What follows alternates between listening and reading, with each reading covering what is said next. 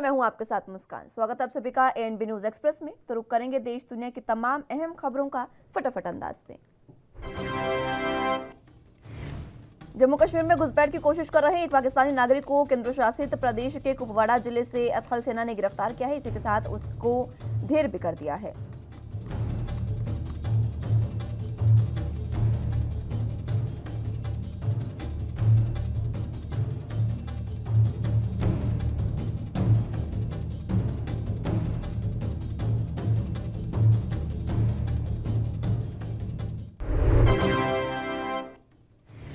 एक अधिकारी ने बताया कि नियंत्रण रेखा पर दोनों देशों के सेनाओं के बीच लागू संघर्ष विराम सहमति जो है वो लगातार बनती नजर आ रही है और इसी के साथ जो घुसपैठिया है उसके कब्जे से उल्लंघन के तौर पर एक AK-47 राइफल भी बरामद की गई है।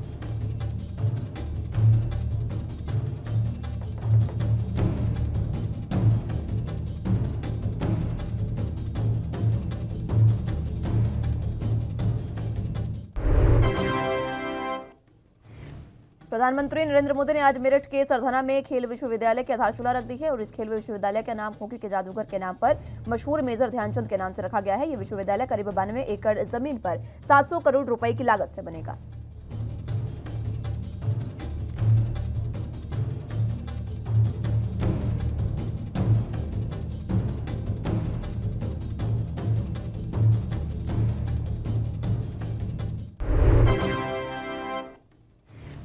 मेरठ में बनने वाला यह विश्वविद्यालय अपने आप में अनूठा होगा और इसमें 1080 खिलाड़ियों की पढ़ाई और प्रशिक्षण की व्यवस्था होगी। इसमें पढ़ने वालों में 540 पुरुष और उतनी ही महिलाएं शामिल होंगी। प्रधानमंत्री नरेंद्र मोदी ने खेल उत्पादों का प्रदर्शनी का अवलोकन भी किया और प्रधानमंत्री एक मशीन पर बैठकर एक्सरसाइज भी करते दिखे।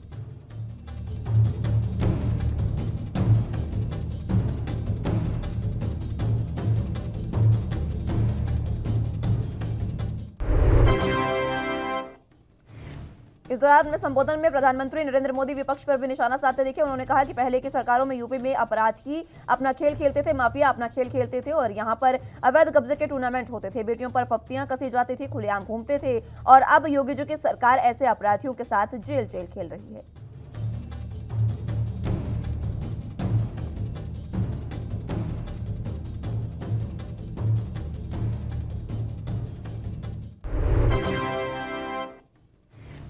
अपने संबोधन के दौरान प्रधानमंत्री नरेंद्र मोदी ने सपा मुखिया मुलायम सिंह यादव की भी चुटकी ली। उन्होंने कहा कि सरकारों की भूमिका अभिभावक की तरह होती है, योग्यता होने पर बढ़ावा भी दे और गलती करने पर यह कहकर न टाल दे कि लड़कों से गलती हो जाती है।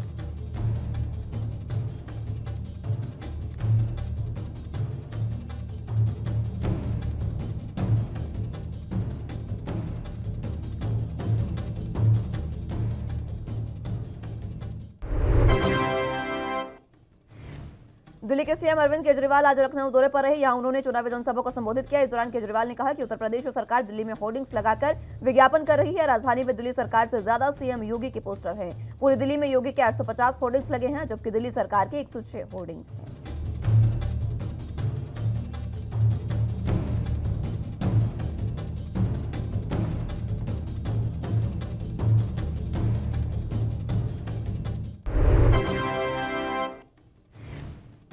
सीएम अरविंद केजरीवाल ने कहा कि योगी सरकार ने 5 साल में शमशान बनाए और जनता को वहां भेजने का काम किया है। अरविंद केजरीवाल ने कहा कि मैं बाबा साहेब डॉक्टर भीमराव अंबेडकर का फैन हूं।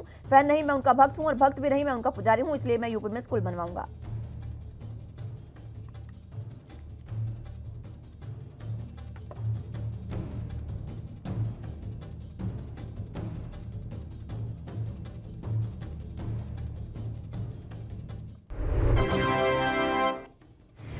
उत्तर प्रदेश के लखनऊ में भगवान परशुराम का मंदिर आज श्रद्धालुओं के लिए खोल दिया गया है। समाजवादी पार्टी के नेता संतोष पांडे ने भगवान परशुराम का यह मंदिर लखनऊ में पूर्वांचल एक्सप्रेसवे के किनारे पर बनवाया है।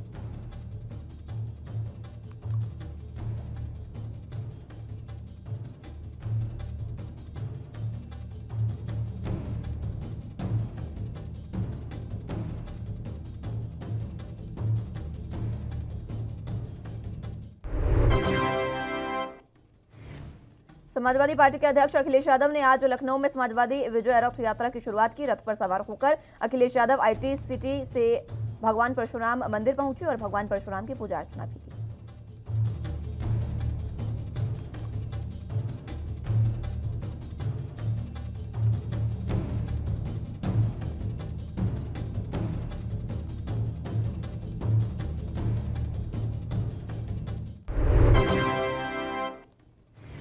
प्रधानमंत्री नरेंद्र मोदी 4 जनवरी को मणिपुर और त्रिपुरा का दौरा करेंगे। प्रधानमंत्री इम्फाल में 4,800 करोड़ रुपए से अधिक की 22 विकास परियोजनाओं का उद्घाटन और शिलान्यास करेंगे और अगरतला में महाराजा बीर विक्रम हवाई अड्डे पर नए एकीकृत टर्मिनल भवन का उद्घाटन भी करेंगे।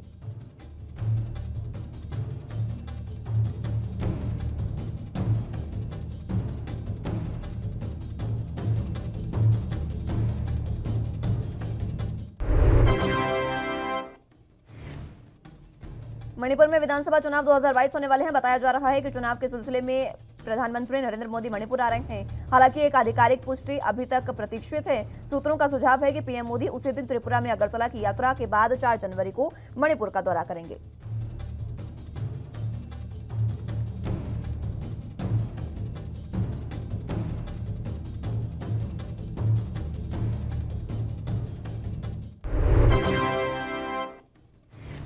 कांग्रेस महासचिव प्रियंका गांधी ने एक ऐप पर मुस्लिम महिलाओं की तस्वीर अपलोड किए जाने वाले को लेकर प्रधानमंत्री नरेंद्र मोदी और केंद्र सरकार पर जमकर निशाना साधा। उन्होंने कहा कि मामले में दोषियों के खिलाफ एक्शन नहीं लेना केंद्र सरकार की महिला विरोधी विचारधारा को दर्शाता है।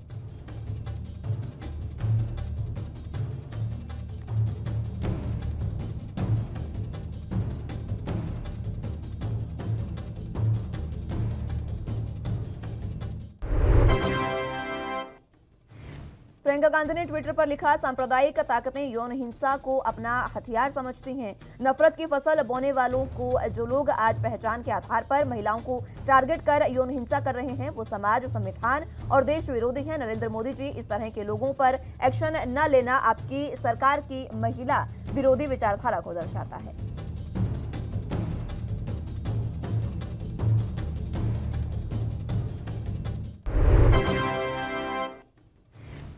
देश में कोरोना वायरस संक्रमण के मामले लगातार बढ़ते और ओमिक्रॉन वेरिएंट के खतरे के बीच रविवार को केंद्रीय स्वास्थ्य मंत्री मनसुख मांडविया ने सभी राज्यों और केंद्र शासित प्रदेशों के साथ समीक्षा बैठक की। उन्होंने राज्यों के स्वास्थ्य मंत्रियों को कहा कि वो ओमिक्रॉन वेरिएंट के फैलने से रोकने के लिए अपनी तैयारियां तेज कर दें।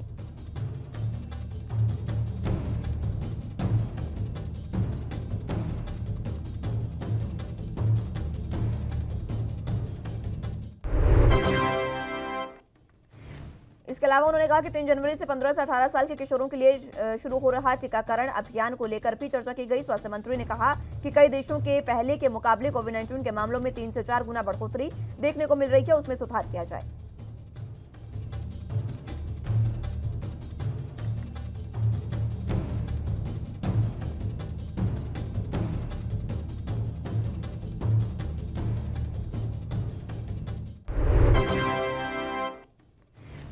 कोरोना वायरस के नए स्वरूप ओमिक्रॉन के बारे में विश्व स्वास्थ्य संगठन की चेतावनियों को ध्यान में रखते हुए और बंगाल में कोरोना के बढ़ते मामलों के मद्देनजर बंगाल सरकार ने रविवार को कोविड-19 संबंधी प्रतिबंधों को बढ़ा दिया है।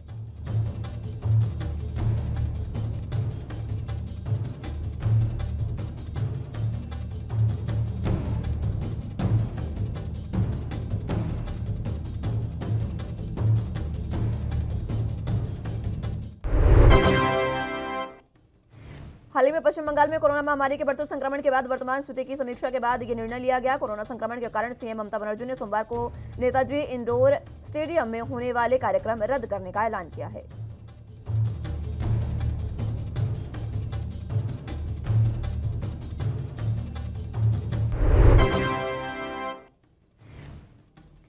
मुख्य सचिव HA द्विवेदी ने कहा कि बंगाल में स्कूल, कॉलेज और विश्वविद्यालय सभी कल से बंद रहेंगे। निजी और सरकार कार्यालयों से उपस्थित 50% कर दिया गया है और मुंबई में और दिल्ली से सप्ताह में मात्र 2 दिन सोमवार और शुक्रवार को फ्लाइट चलेंगी।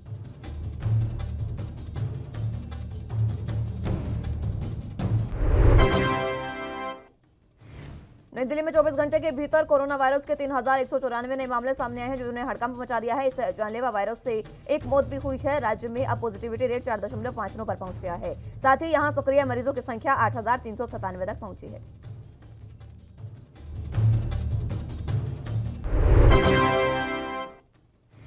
दो जनवरी यानी आज जारी हुए हेल्थ बुलेटिन के मुताबिक दिल्ली में 3,194 नए मामले दर्ज हुए हैं। करीब 7 महीने में सबसे ज्यादा कोरोना मामले दर्ज हुए। इससे पहले 20 मई को कोविड की 3,231 केस सामने आए थे। राष्ट्रीय राजधानी के संक्रमण दर 4.59% तक पहुंच गई है, जो पिछले 7 महीने में सबसे ज्यादा दर्ज हुई है।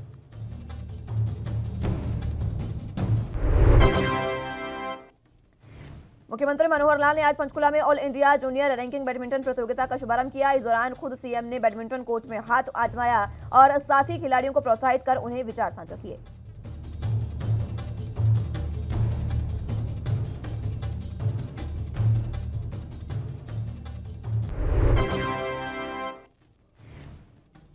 सीएम मनोहर लाल ने कहा कि स्पोर्ट्स का हब होने के कारण हरियाणा की अपनी एक खेल संस्कृति है और देश में अपना एक अलग स्थान है। चाहे ओलंपिक हो, एशियन गेम्स हो या फिर खेलो इंडिया, हरियाणा के खिलाड़ियों ने बेहतरीन प्रदर्शन किया है।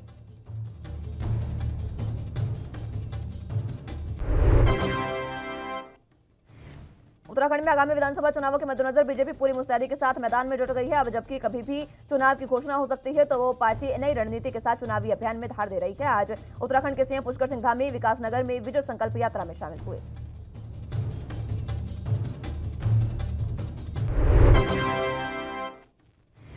इस विजय संकल्प यात्रा में सीएम के साथ केंद्रीय मंत्री नरेंद्र सिंह तोमर मौजूद रहे। सीएम ने वहां मौजूद जनता की भीड़ को देखकर लोगों को धन्यवाद दिया और कहा कि मेरा जिस गर्मजोशी के साथ स्वागत किया गया है उसे मैं अभिभूत हूं। मैं आप सभी का शीश नवाकर अभिनंदन करता हूं।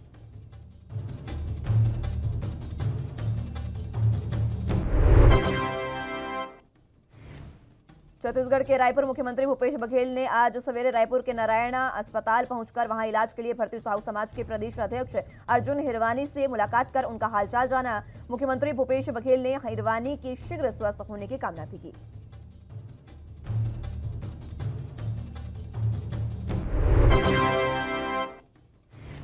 मध्य प्रदेश के मुख्यमंत्री शिवराज सिंह चौहान इस समय भगवान महाकाल की भक्ति में लीन है। इसी के साथ उन्होंने नासिक में श्री त्र्यंबकेश्वर महादेव जी मंदिर में सपरिवार विधि विधान से पूजा अर्चना कर जगृत कल्याण के लिए प्रार्थना की है। साथ ही उन्होंने कहा कि आज नासिक में भी श्री त्र्यंबकेश्वर महादेव मंदिर में दर्शन पूजन कर देशवासियों की सुख समृद्धि, प्रसन्नता और निरोग होने की कामना की।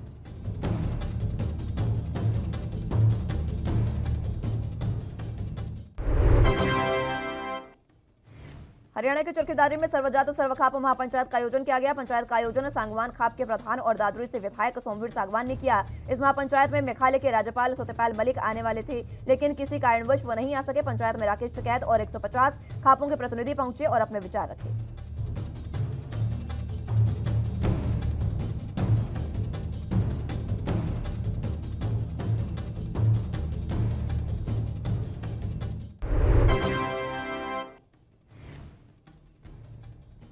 लखीमपुर खीरी की फुलबेहड़ थाना पुलिस को एक बड़ी सफलता हाथ लगी है, जहां फुलबेहड़ थाना पुलिस ने लूट की घटना को अंजाम देने वाले 5 अभियुक्तों को भीरा रोड के अपना ढाबा के पास से 5 अभियुक्तों को गिरफ्तार किया है। और वहीं अपर पुलिस अधीक्षक अरुण कुमार सिंह ने पुलिस लाइन सभागार में प्रेस कॉन्फ्रेंस के दौरान बताया कि 5 अभियुक्तों को गिरफ्तार कर जेल भेज दिया है।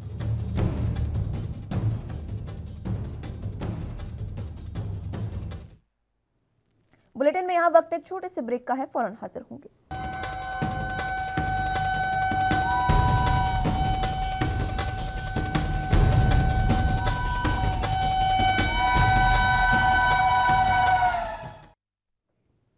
ब्रेक के बाद एक बार फिर से स्वागत है आप सभी का। तो रुक करते हैं देश दुनिया के तमाम अहम खबरों का फटाफट अंदाज में। यूपी के औरैया में समाजवादी पार्टी में शामिल हुए सहयोगी दलों के कार्यकर्ताओं ने बीजेपी सरकार को उखाड़ फेंकने की शपथ ली। सपा नेताओं ने कहा कि बौखलाहट से बीजेपी सरकार समाजवादी पार्टी के कार्यकर्ताओं का मनोबल तोड़ने के लिए छापेमारी कर रही है।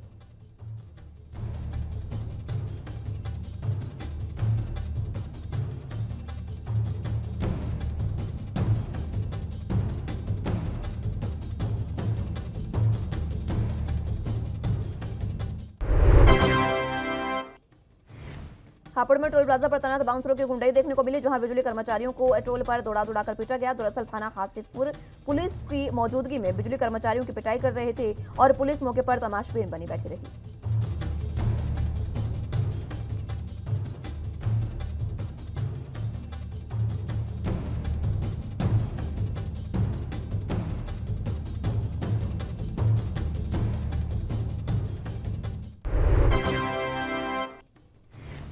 जौनपुर के बदलापुर विधानसभा क्षेत्र के कडेरेपुर गांव में रविवार को सपा नेता और पूर्व विधायक ओम प्रकाश दुबे के नेतृत्व में ब्रह्मादेश समागम का आयोजन किया गया। इस दौरान भारी बुद्धिजीवियों का जोन सैलाब उमड़ा। आलम यह रहा कि सुबह खराब मौसम के बावजूद भी लोगों के आने का तांता जब से शुरू हुआ तो समाप्त होने का नाम नहीं लिया।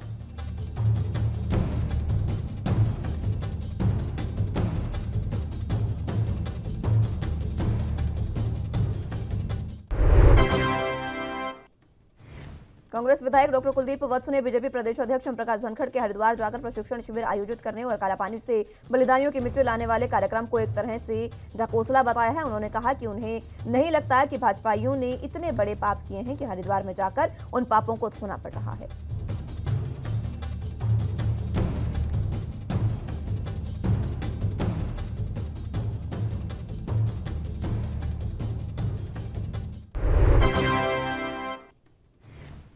डाडम खदान में हुए लैंडस्लाइड हादसे पर नवीन जयहिंद ने आज रोहतक में प्रेस कॉन्फ्रेंस कर सरकार प्रति की प्रतिक्रिया देते हुए कहा कि अगस्त 2017 में इस मुद्दे को वो उठा चुके हैं और उस वक्त भी नियमों को ताक पर रखकर खदान के खनन टेंडर को आवंटित किया गया था। यह हादसा नहीं, सरकार द्वारा की गई हत्या है। अगर सरकार में हिम्मत है तो इस मामले की जांच हाईकोर्ट की सिटिंग जज से कराए।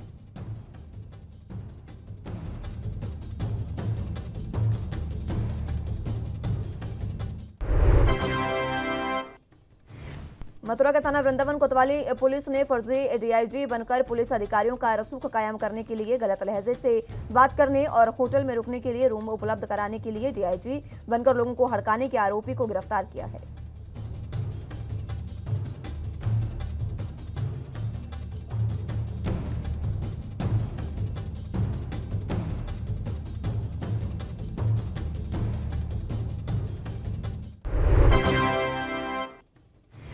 नए साल के दूसरे दिन भी पेट्रोल और डीजल के दामों में कोई इजाफा नहीं हुआ। आज भी पेट्रोल डीजल का भाव स्थिर रहा। बता दें कि पेट्रोल और डीजल की नई कीमतें हर रोजाना सुबह 6 बजे जारी की जाती हैं।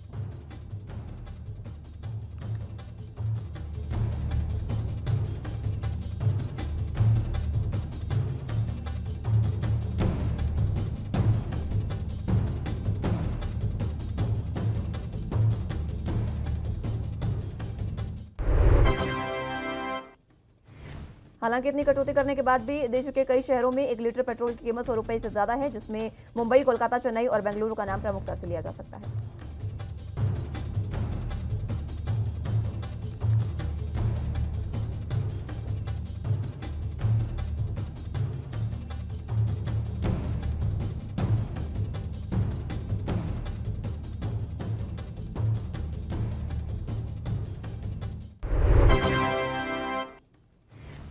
राष्ट्रीय स्तर पर सोने चांदी की कीमतों में उतार चढ़ाव के बीच 24 कैरेट गोल्ड का रेट 48,000 रुपए प्रति 10 ग्राम बना हुआ है। भारतीय सर्राफा बाजार में सोने की साप्ताहिक कीमतों में गिरावट आई है।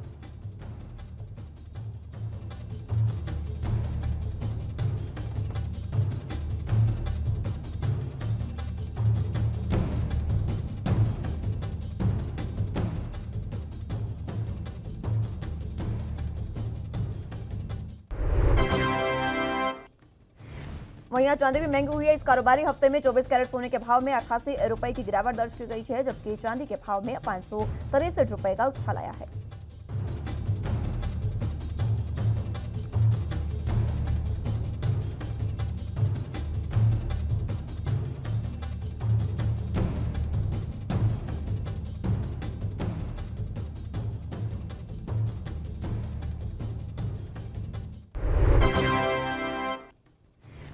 शेयर बाजार के लिए साल 2022 का पहला कारोबारी दिन 3 जनवरी यानी कल रहने वाला है। उम्मीद की जा रही है कि सोमवार को शेयर बाजार में बढ़ते देखने को मिल सकती है, लेकिन कुछ पहलू ऐसे भी हैं जिसमें बाजार में उतार चढ़ाव का अनुमान भी लगाया जा रहा है।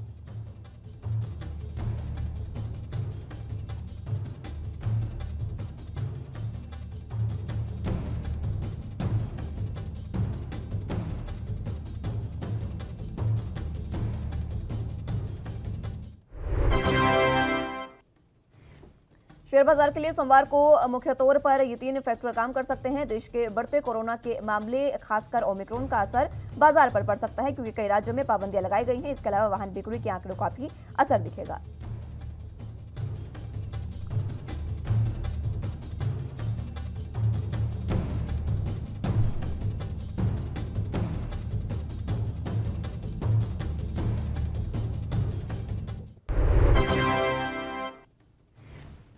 तेलुगु अभिनेता साईं धर्म की जिंदगी में बड़ी मुश्किलें पड़ने वाली हैं। उनका एक पुराना मामला अब जाकर उनके लिए मुसीबत बनकर सामने आ रहा है।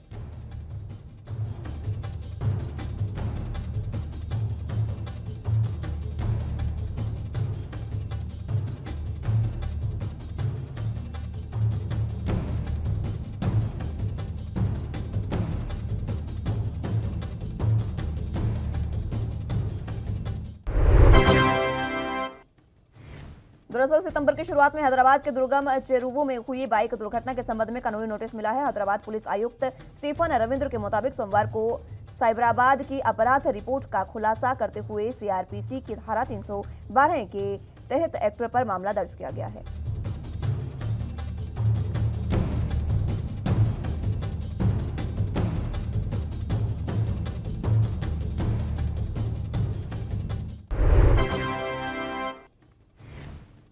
इस मामले में हैदराबाद पुलिस आयुक्त ने कहा कि तेलुगु अभिनेता को अपने दस्तावेज, ड्राइविंग लाइसेंस, आरसी, बीमा और प्रदूषण के कागजात जमा करने के लिए कहा गया था, लेकिन साईं अपने दस्तावेज जमा करने में विफल रहे। साथ ही उन्होंने पुलिस को भी इस पर कोई प्रतिक्रिया नहीं दी है, जिसकी वजह से अब उनके खिलाफ कार्रवाई की जाएगी।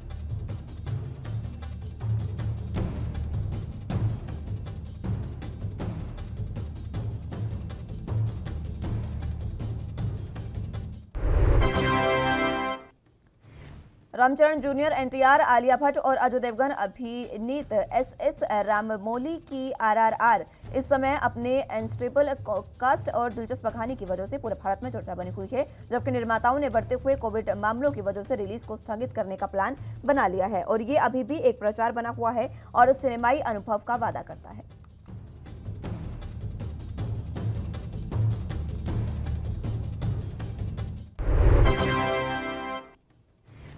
फिल्म की क्रिएटिव प्रोसेस और बजट के बारे में बात करते हुए फिल्म निर्माता ने हाल ही के एक स्पेसिफिकेशन सीन के बारे में बताया है, जिसकी कीमत उन्होंने तकरीबन इसे बनाने के लिए हर दिन 75,000 रुपए लगे हैं। कथित तौर पर यह फिल्म का इंटरवल सीक्वेंस है, जिसे 65 दिनों तक शूट किया गया था, जिसको लागत हर दिन 75 लाख रुपए आई थी।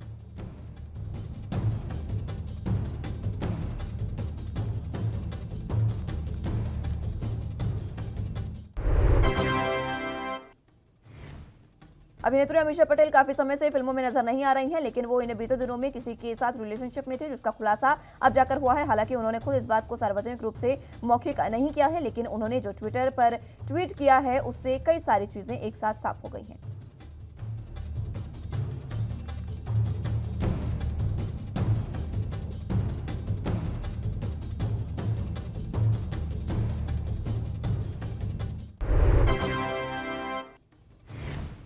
उन्होंने खुद ही अपने रिलेशनशिप में होने की खबर अनजाने में की, लेकिन मीडिया को दे दी है। अमीषा पटेल इन दिनों अपने आने वाली फिल्म गदर 2 के लिए भले ही शोर मचा रही हूं, लेकिन अमीषा पटेल अचानक खुद को एक अजीब स्थिति में पाती है।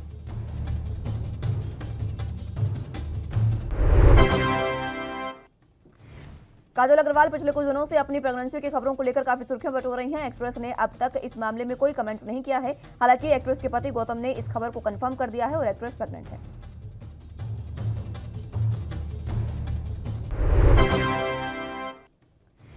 दरअसल गौतम ने नए साल के मौके पर एक्ट्रेस की फोटो शेयर की और उसके साथ जो कैप्शन था वो बेबी बम्प वाला इमोजी था, जिसके बाद सभी उनके पोस्ट को लेकर बधाई दे रहे हैं।